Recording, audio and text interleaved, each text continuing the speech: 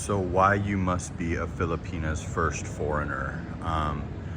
A lot of times when a woman has been with a foreigner before, there's a different set of expectations for a foreigner rather than a local Filipino boyfriend, whether that Filipino has money or not. There's a different financial threshold, and there's a different set of rules sometimes for a foreigner, sadly. So if a woman has been with a foreigner before, and foreigner was a little bit of a desperate sugar daddy who was overcompensating for his lack of looks, his age gap, his low confidence, whatever the case may be, he may have been doing things financially for that woman and her family, such as renting a condo, even though he's in and out of town all the time and she's going to be alone there half the time, but she gets to stay there, giving allowances to her and her family, having a vehicle, just setting sort of more of a sugar daddy threshold rather than a boyfriend threshold.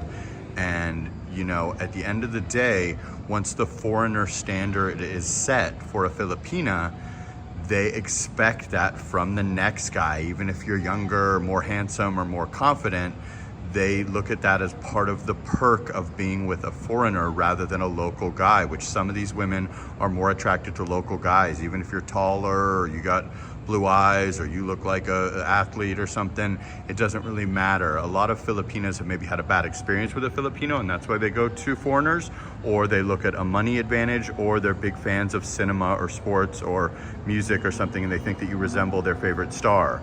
But if you are coming behind a sugar daddy, low self-esteem foreigner, they will assume that you're a sugar daddy, low self-esteem foreigner too, and they won't understand why you're not sending them to get their nails done, why you're not renting an apartment for them, why you're not giving their parents a bunch of money and changing their life. And they will always have a story to tell you about what the last guy did and how he was so generous, but yet he was a 30-year-old with 8-pack abs and this and that. Whether that is true or not, you don't know. But that's why it's always good to be a Filipina's first foreigner, because if they're genuinely attracted to foreigners, then you can set the standards of, hey, you know, I improve your life when you're with me, but I'm not a sugar daddy that hands you a bunch of cash. I don't rent apartments. I don't support your parents. And you don't have this preconceived sugar daddy dream world that this other low value beta foreigner created. So that's going to be a big advantage for you if you can find a woman. It's very hard to, because most of these girls on the dating sites are on the dating sites looking for foreigners. So they've certainly at least either met a foreigner before, or dated or hooked up with a foreigner. So it's going to be hard. But if you can catch a girl on her first day on a dating site, if you can meet a girl in real life, if you can just, you know, whatever the case may be, it is not impossible, but it's always favorable to be a Filipina's first foreigner rather than be her 10th foreigner. And especially if the first foreigner she didn't get with wasn't a high value alpha sigma bad boy that didn't give her a penny, then you're good. But most of these foreigners, 90% of them, are low self-esteem doofuses that failed in the West and were getting rejected in the West. So they come out here wallet first, leading with their wallet, and shower the girl with a bunch of gifts. They don't understand how much money, you know, $1,000 or $1,500 is here, and that puts you in like an elite doctor lawyer class. And they start sending $1,000, $1,500 a month, $500 a month, whatever, and they set the sugar daddy standard for an arrangement, not a relationship. So it's always favorable to somehow be a Filipina's first foreigner, or to follow a foreigner that had frame and sexual marketplace value in his home country and did not shower her with sugar daddy gifts.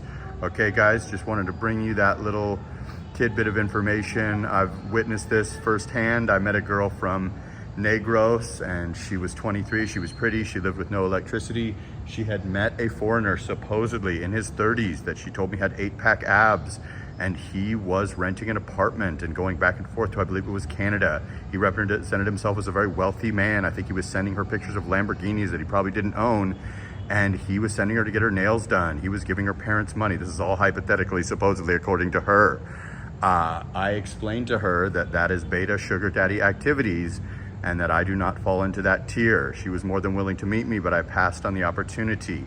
This is the kind of thing a guy will take a girl with no electricity in the province and supposedly be doing all of this while being a young Chad. You know, that may or may have not happened. Maybe she was just trying to say that because she thought I would try to live up to that. But either way, it probably did happen.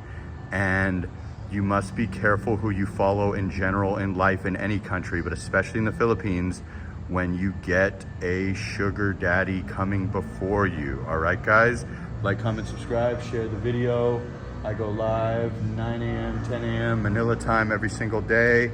And I do consultations, Jasperinthephilippines at gmail.com. Sana all, Manila skyline, rest up it.